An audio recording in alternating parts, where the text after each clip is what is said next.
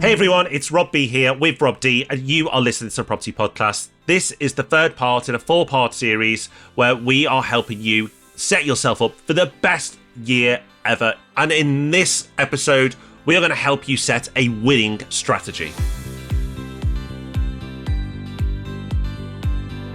Thank you for joining us for this series that we've put together to help you have an amazing property year. If you haven't listened to parts 1 and 2 yet, you can find them in the Property Podcast feed, and make sure you subscribe. You'll want to get all our future episodes sent directly to your phone, so you can subscribe in Apple Podcasts, in Spotify, or wherever else you choose to listen.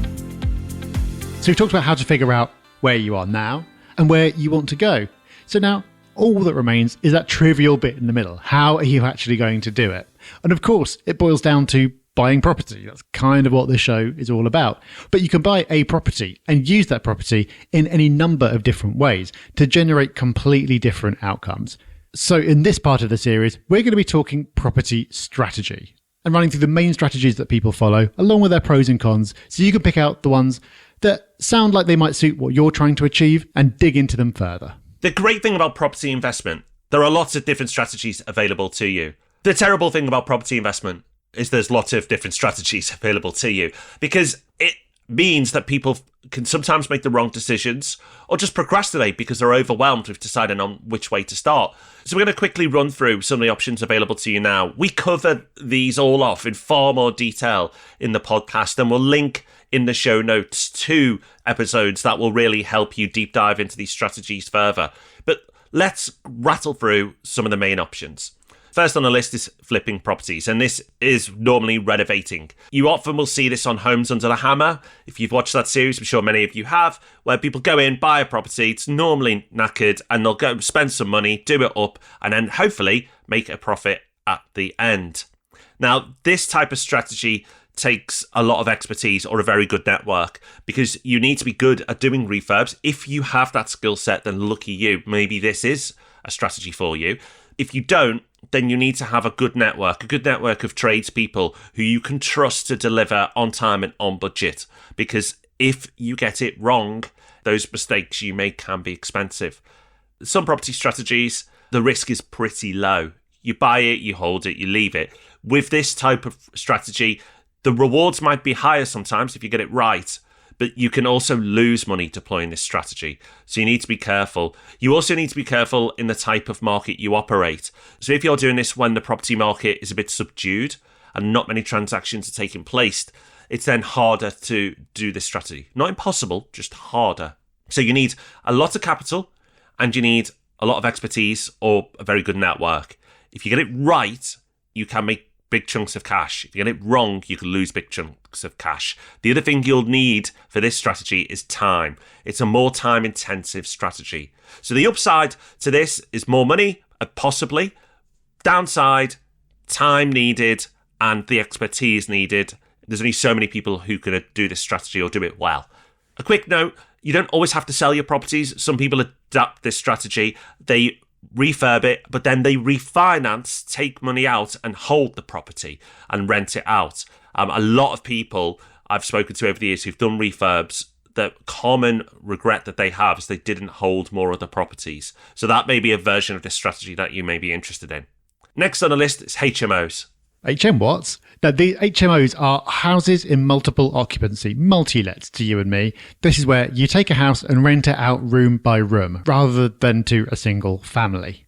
Why would you do that? The reason is that you'll generally make more rent if you rent each room out individually rather than the home as a whole. So people look at HMO'S as a way of building up cash flow. So if you have a goal like, I want to earn so much every month so I can go part-time at my job or whatever, then that might guide you towards a higher cash flowing strategy. But as you'll start picking up on as we go through these different approaches, there are always going to be trade-offs. Nothing is perfect. And the drawback of HMOs is complexity. So there are different types of HMO, all with different regulations attached to them. The type of mortgage that you need is going to be a specialist mortgage, and so it can be harder to work out how much you can borrow and whether you can borrow at all. If you're buying a property that isn't set up as an HMO already, then there's complexity in actually setting it up to operate in that way and whether you're even allowed to do that. Because in some areas you need a license, and in some areas they're just flat out not allowing any more. And then there's complexity in the actual operations. If you're renting properties out by the room, then of course, rather than just one family who all move in and out at the same time, there could be people moving in and out all the time. And there can be conflicts to manage as well. So that's either complexity you need to deal with yourself or that you need to pay someone else to do for you, which eats into your returns. A kind of subtype of HMOs is student lets. So in most areas, there's demand for room rentals from all different types of people. But students is generally the first one that comes to mind. This is in some ways simpler because you're often letting to a group who all move in and out at the same time. But you also need to be aware that there's normally a month or two in the summer when you won't be getting any income. And you really need to think about your timing because people generally sign up way in advance for the next academic year. So if you get it wrong, you could be without revenue for a very long time. There's also competition to be aware of from lots of new fancy shiny blocks that are going up that just weren't around 10 years or even 5 years ago. So I would say to some degree are property on hard mode. They are more complex, there's more to think about, but the reason for taking that on is the higher cash flow. Property Hub Invest is our business that sits behind the podcast, and it's not for everyone. But if you're short of time and you want someone to help you build your portfolio using the same strategy that we talk about on this podcast, then it could just be for you. And it's how I've acquired all my properties for years now. The great news is you can find out if it's right for you by sitting down for a completely free one-on-one strategy meeting with a member of our team. So at the very least, you'll go away with way more knowledge and it will have cost you nothing at all. You can find out more and book that in by going to propertyhub.net/invest. Next on our list is buy-to-let. It's the basic one, the simple one, probably the one that's the easiest to understand, to execute, and it's the favourite of Rob and I. This is the one that we've done the most. And that's because it's tried and tested. It's stable, it's predictable. You buy a property, you put your deposit down, you normally get a mortgage. Leverage is very important when it comes to property investment. And then you rent it out, and as best as you can, you leave it. So, of course, there'll be a little bit of work to do on the way with tenants coming in and coming out, and the odd refurb or repair. But most of the time, not a lot happens. And for busy people, and if you're a busy person listening to this is a great strategy. It's not get rich quick. There are no big fast wins with this strategy. But you can get wealthy over the long term. If you give this strategy time, it's very, very powerful. It can also be very forgiving because if you buy at a point in time and then the market falls, unless you're going to sell, it doesn't matter. Eventually, property prices will recover. History shows us that. So it might not feel great, but it's not going to hurt you financially. You'll still let it out and you'll still collect rent. And that's important. So look for areas with strong rental demand. And you can do that by finding areas with good jobs, good schools, good transport links. And not only are those areas the best for rental, but they're normally the best areas for capital growth as well. And that is where the wealth is made. Yes, you will make rent and that's great, but that's the bonus really. The real money that's made with this strategy is capital growth over the long term. So it's a steady one. Some people might call it a bit boring, but you know what? When it comes to investment, Rob and I like boring.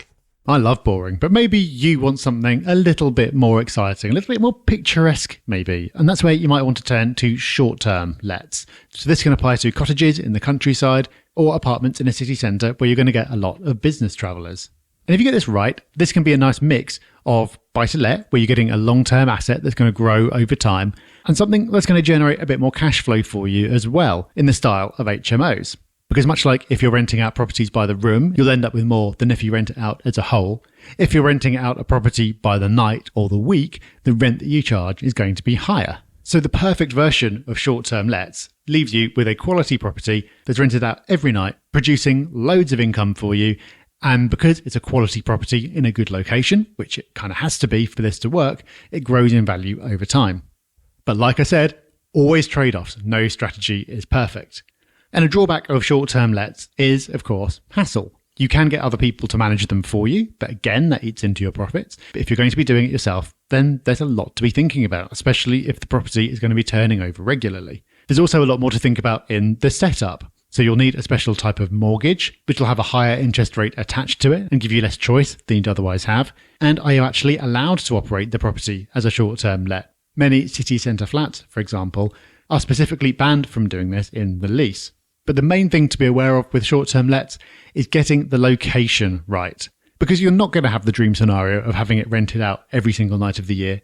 But you need to have it rented out for quite a lot of the year in order to come out ahead. If it's only occupied for the couple of peak months in the summer, your numbers are not going to work. If you don't get the right property in the right location and make sure it's marketed well, you could end up actually making less money than you would do with buy-to-let, with a lot more hassle because your occupancy is too low. So plenty of strategies for you, all very different, none of them perfect. So it's all about finding the right one for you. So that's strategy. There's a lot to take in there. And hopefully you've started to identify which strategy is best for you. Like I've said, if you want some help with this, speak to people who've been there and done it. Go to networking groups. Or if you want, speak to Property Hub Invest for free. They'll give you the advice on this as well. To have a chat with one of our in-house experts, go to propertyhub.net/invest. Bit of homework for you. If you haven't already, subscribe to the podcast so you don't miss out on all this education. And head over to our YouTube channel, search for Property Hub UK, where you can subscribe there as well and double down on your knowledge. Who doesn't want to learn more? Hopefully you, because tomorrow is part 4 of this 4-part series. So I'm going to wrap it up. I'm going to make sure that the final pieces are in place for the best year ever. We'll see you then. Bye-bye.